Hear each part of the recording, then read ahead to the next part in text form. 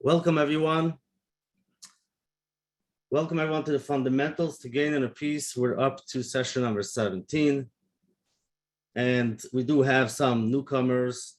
So last week, we went on a journey.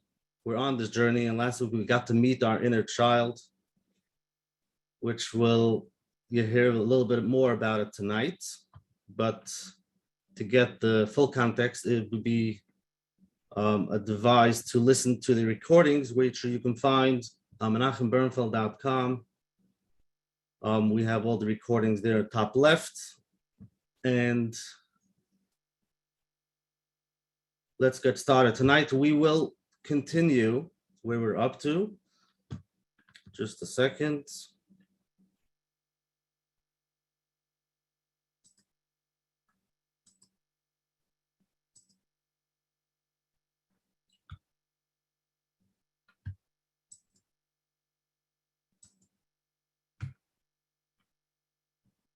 Okay, so here we are.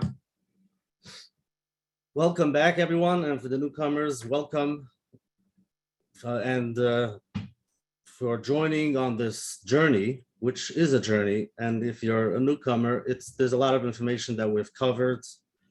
It might be a little bit hard to understand fully, but with an open mind, you'll listen to the ideas and then go back to the recordings.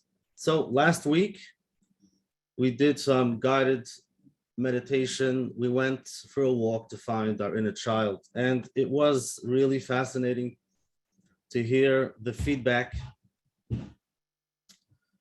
And I want to thank you all for sharing the feedback, for sending in the feedback in the emails, which is really very interesting to see how people react.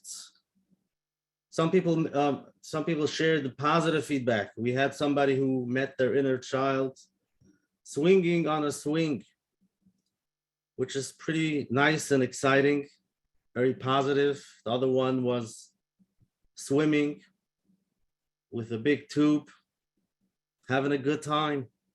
And we're learning how to reconnect to that inner child so that we can understand what their inner child wants, needs, and we can be connected to it.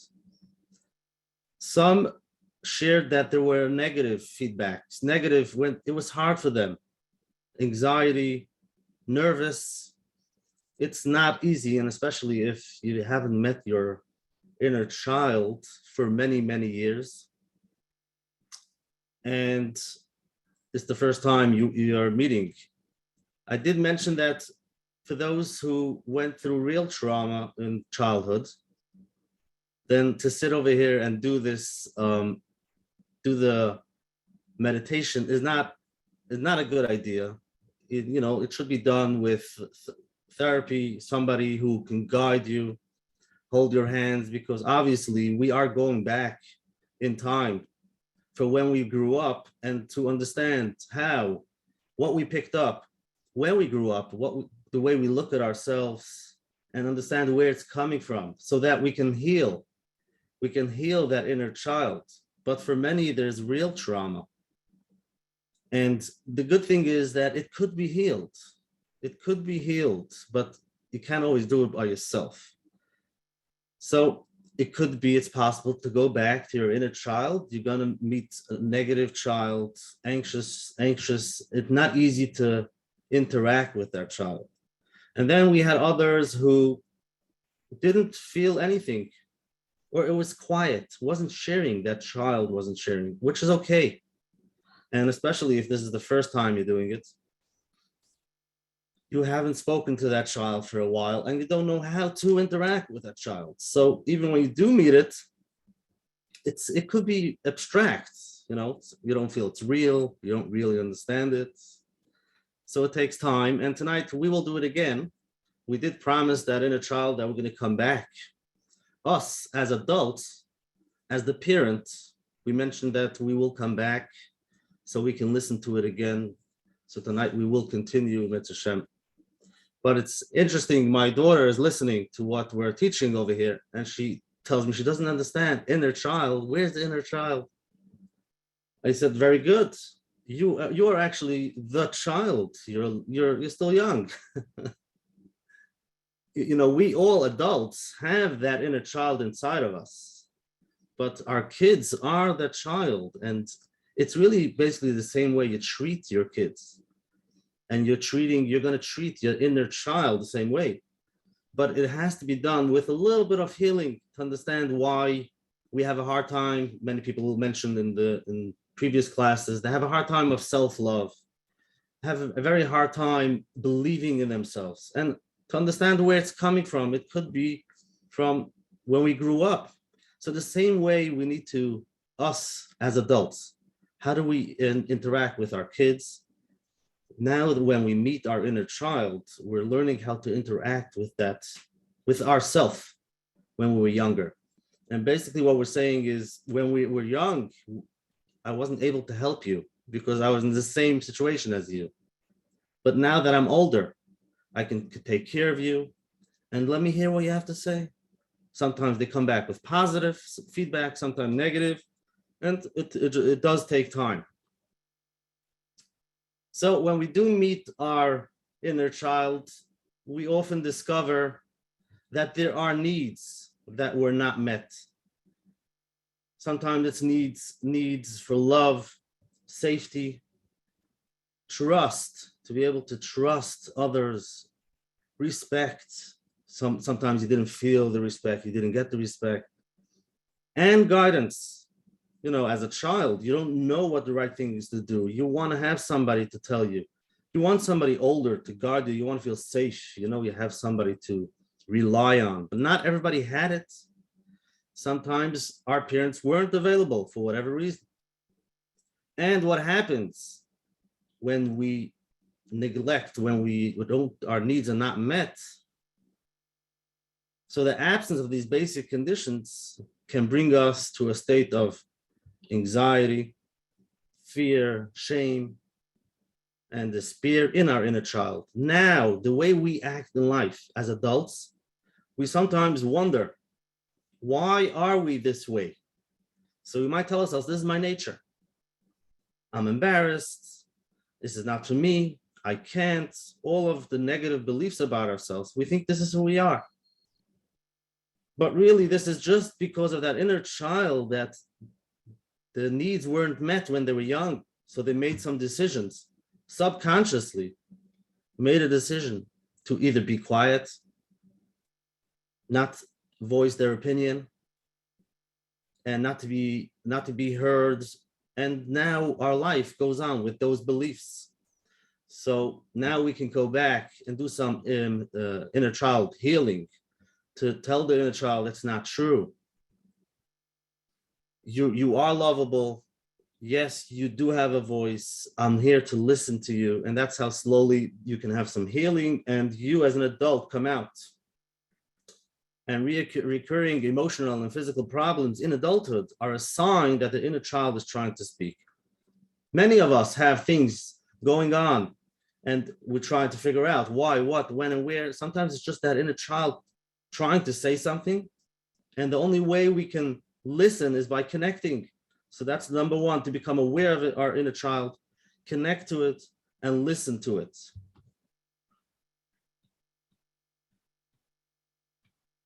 So just again, to remember, for those who are here on this journey, who is that inner child?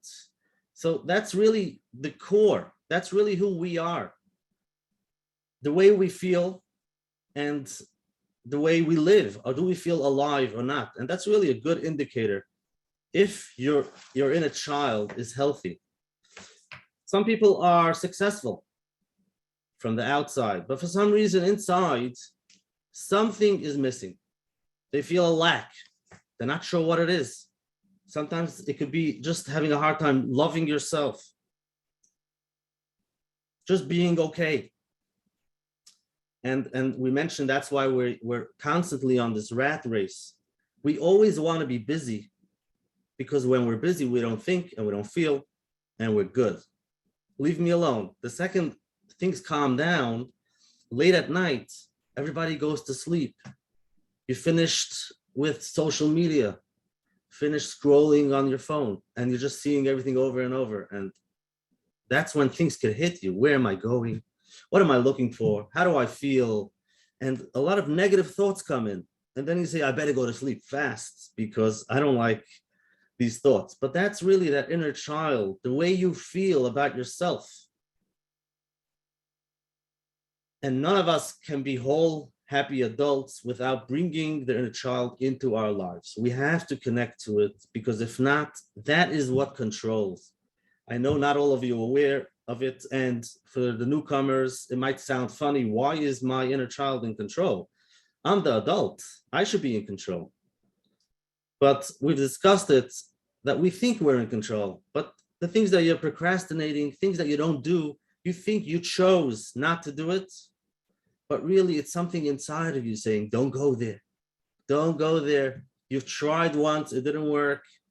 It's not for you.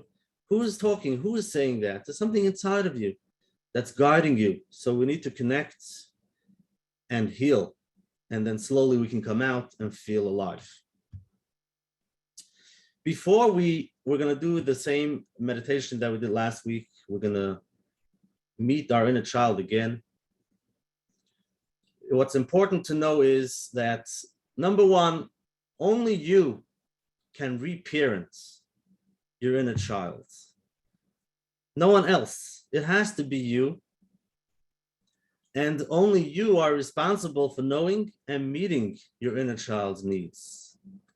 Many times people look around, they try to get the things that they lack from others, whether it's love, they try to get recognition from other people, from other places, because there's a lack, there's something missing. But you cannot get it from no one else. You might feel good for a little bit when somebody says, wow, you did a good job. But the problem is when somebody tells you a negative, it hits you the same way. We can't be healthy if we get it from other people.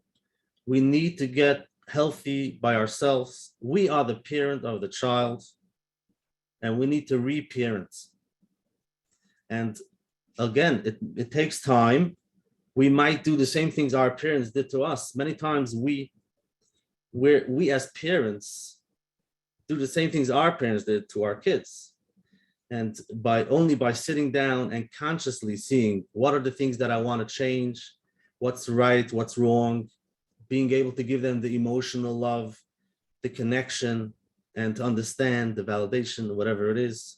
So even though we didn't get it, for whatever reason, whether it's trauma or neglect, but then we can give it to our kids and to ourselves and heal. So now, like we mentioned last week, I wonder how many of you took the time to meet your inner child again in the past few days. But because we promised our inner child, we're going to come back. So here we are. We're going to do this exercise again. And for the newcomers, this is just a guided meditation. All you have to do is follow what I say. You just listen. So here we go. Find a comfortable place. You could be sitting or lying down. Whatever is comfortable. If you're lying down, find a comfortable place and close your eyes. Take a deep breath. And as you exhale, relax your body. Take another deep breath. And as you exhale, relax your body deeper and deeper. Take another deep breath. And as you exhale, imagine relaxing your body as completely as you can. Your whole body is now completely relaxed. Take another deep breath. And as you exhale, relax your mind. Let your thoughts float away. Let your mind come into stillness and quiet. Take another deep breath. And as you exhale, imagine moving your awareness into a deep, quiet place inside of you. Imagine that you're walking down a beautiful path to a quiet, safe place. And as you walk down the path, you feel more and more relaxed. You feel centered and comfortable. You enter your safe place and sense and feel the beauty and comfort of nature all around you. Take a few moments to get in touch with the safe place, to remember some of the details about this place. Let yourself enjoy being there. Imagine that you're walking around, noticing various plants and animals, feeling the sun or the breeze. And a little way off in the distance, across of the field, you become aware of the presence of a small child. As you start to move toward the child, you see or sense whatever it is, a boy or a girl, how old it is, and what the child is doing. Slowly move towards the child, and as you get closer, notice how the child is dressed. Allow yourself to sense how the child is feeling emotionally.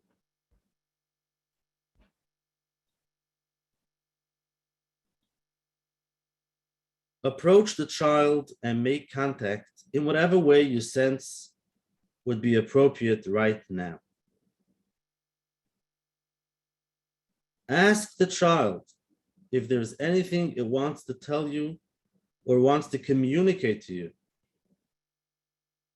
It may be in words, or it may be in some other way. Allow yourself to receive whatever the child wants to communicate. Stay there and listen.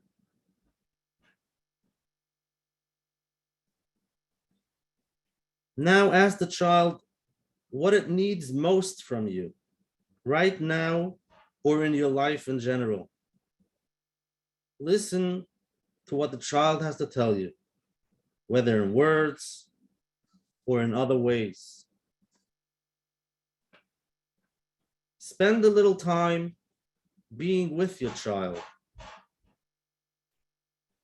Allow the child to guide you in the appropriate way to be with it, whether playing together or simply sitting close or holding each other.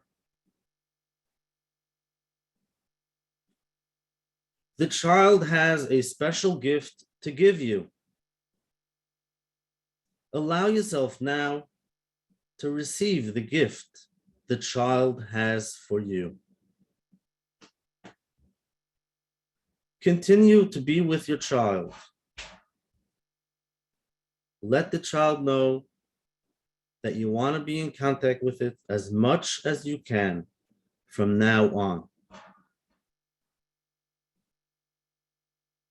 Complete your time together for right now in whatever way feels good for both of you.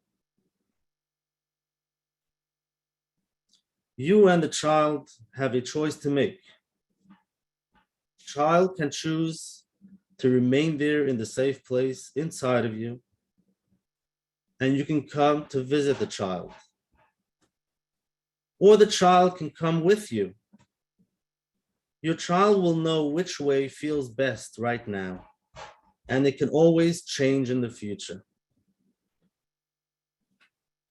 If the child is going to stay in the safe place, say goodbye for now. Let the child know that you'll come back as often as you can, and that you want to know how the child feels and what it needs from you in your life. If the child is coming with you, take it in your arms or by the hand and start to walk up the path. As you walk up the path, feel yourself alive, filled with energy, balanced and centered. Become aware of your body in the room, and when you feel ready, open your eyes and come back into the room. So here we are, and met our inner child once again. If it's the first time, it's possible that you didn't feel anything, which is fine. This has to be done a few times. Others, we mentioned last week, the child is ready right away and comes jumping. Like, where were you? I was waiting for you. And sometimes it doesn't trust yet. It hears you want to talk to it, but it's been so many years that you weren't there for the child. It doesn't really trust that you're going to be there. So it's quiet, and that's also fine. By coming back slowly, we'll be able to become aware of it and connect so that we can heal. And next week, we'll go through the steps of first to acknowledge, then to validate. Things come up, but everybody different.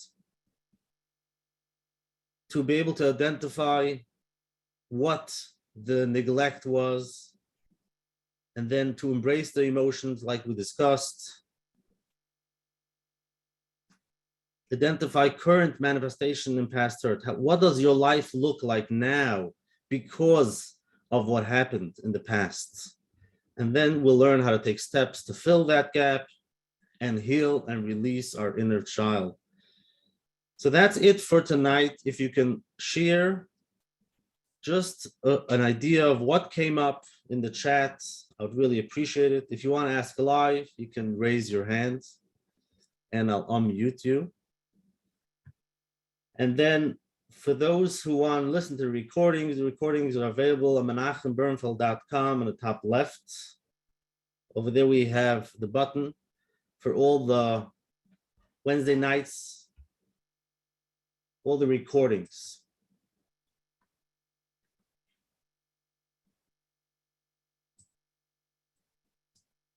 Any questions you can put in the chat, or if you can let me know any ideas, anything that came up while we were doing the meditation. And for those who did it last week with us, how did it feel doing it the second time?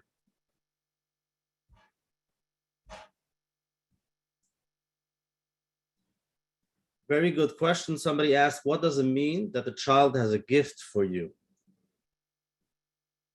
It's a good question. And for everybody, it's different. But basically what I think the idea is that it wants to relate. It wants to be able to communicate, and it has something for you. It does. It could be information. It could be something positive.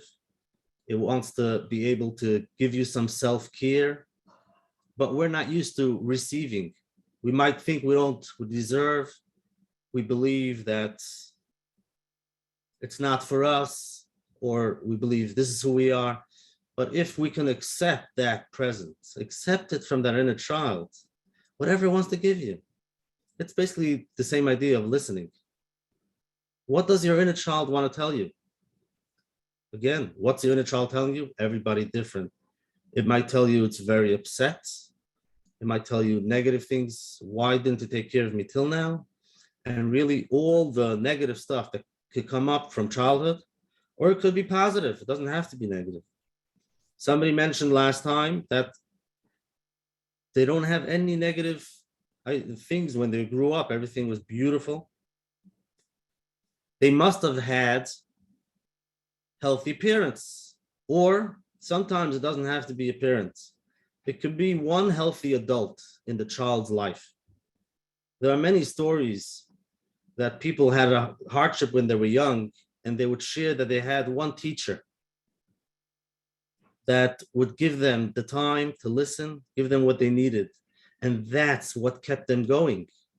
They had one adult in their life. That's basically what the inner child needs. When a kid is growing up, they're vulnerable. They're, sometimes they can't even say what they're feeling. They need to have somewhere to go to understand themselves. And all they need is one healthy adult. So hopefully it's a parent. Hopefully it's both parents, but it could be a teacher. It could be a good friend to have somebody to talk to. And then by discussing it, by understanding and feeling that you have somebody in your life, it keeps you going. And that's really what we're doing now. Their inner child might be complaining, but we as the adult are going to be there to listen.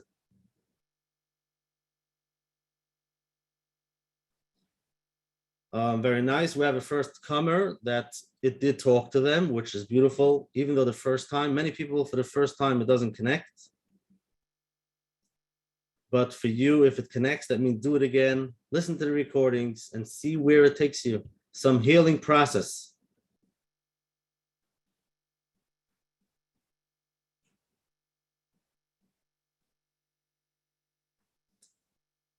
Yes, we can mention that sometimes when we talk about these ideas, it could sound like we're blaming parents. But again, we've mentioned it before, we're not here to blame anybody and anything. We understand where they're coming from. And again, it's hard for me to talk to you. Everybody has their own situation. But if you're talking about grandparents who came from the war, which they took everything they had to bring up their kids, it's pretty clear that they brought most of them brought up the kids with just shelter and food and just having what you need. But the emotions were pretty much shut down, and no, there's nobody to blame. We understand that's the only way how they can continue. But now, as kids, how did you feel as a kid? So you believed that you better be quiet and follow, do what they say, because you knew if you did something wrong, they will get very upset. And when they're upset, who knows what? You don't want to make them upset. So that little kid makes that decision, I'm not making any trouble anymore. And from the outside, it looks beautiful. And especially a teacher, a Rebbe and a Chayda would love that, right? All the kids should be quiet. All the kids should behave. There's no ups and downs. I don't want any trouble, right? And it looks beautiful, but it's not healthy. Kids are kids. They like to jump. They like to have a good time. They need a place to listen. You have to give them. Again, a teacher can't give it to them all the time. It can't be with each 25 or 30 kids, obviously. But to understand what kids are, give them their space. And at home, as parents, as many kids as you have, but the kids need this space. They need to be able to let out their emotions and not be shut down. So again, we're not blaming anybody. It's just the awareness, where we're coming from. How do I feel? How did I feel when I was young? And like we mentioned last time, some people could say I had a beautiful upbringing, and that could be either they had an adult in their life, so they did have a beautiful upbringing, the ins and outs, ups and downs, which is beautiful, or they're shut down. Many adults are that way. Why should I go back and think if I was happy when I was young? Why should I go back and think about it? I'll find so much negative in my life. I don't want to go back there. I want to stay where I am, do what I have to do, and finished. That's true. But we discussed why we want to go back there, because it is controlling your life. It is controlling your life now. And you might say, no, I'm an adult now and I'm doing everything I need to do. Nothing bothers me. Okay, that's okay. And it could be you're not ready for it. But when you're ready to find somebody who can help you, and if there's not too much trauma, you can listen to these recordings and slowly realize, wait a second, positives and negatives are essential. Positive and negatives in our life is what we need. And that's part of living. The ups and downs, the full and the empties is called living, feeling the positive and feeling the negative. We cannot choose to close down the negative feelings, because then you're closing down the positives too. So this is what we discussed. And I guess that's it for tonight. Thank you everyone for being with us. Try to do it again. See where you go the fourth time, the fifth time. See the connection you forge with your inner child and take it along with you. We mentioned last time, you got to be smart. You can't take it all over. If you're going to a work-related meeting, tell the inner child, you can play with your toys now. I will be back. And then you come back. It feels safe, just like a regular child. They understand the parent goes out and comes back. The first time they might cry, but then they learn, wait a second, it's okay. Parent goes out and back. So this is our relationship with our inner child. Thank you very much for being here tonight. And in Emet Hashem, we'll see you next week, Wednesday night, continuation on the steps of what we can do to continue to heal our inner child. And thank yourself for spending some time with your inner child tonight.